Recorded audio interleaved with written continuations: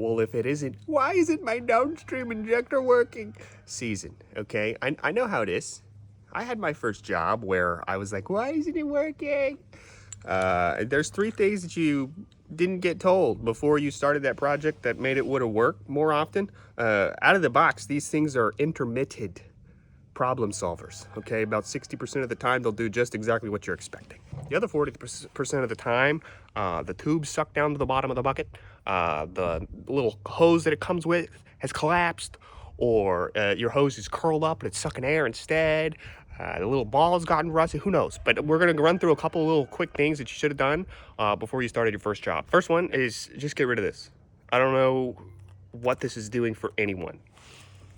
Now there is junk in your bleach bucket, right? Like I think that's a little rubber gasket in there. But most of the stuff, it's no big deal, okay?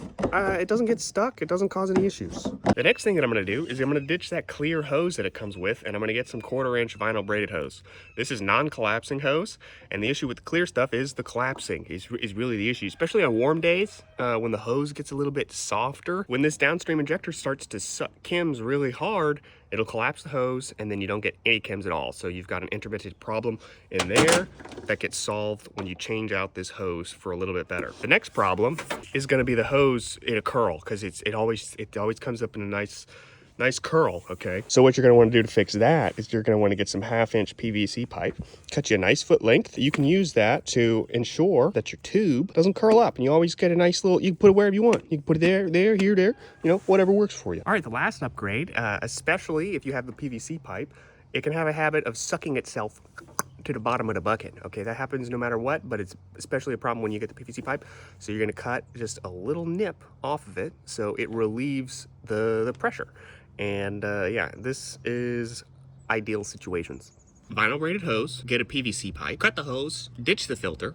All right, and the next one is checking whether or not it is pulling chems. This is just some little silicone WD-40, and you can push down the ball super easy with just that straw. Nothing major, you know what I mean? That's how that's supposed to be.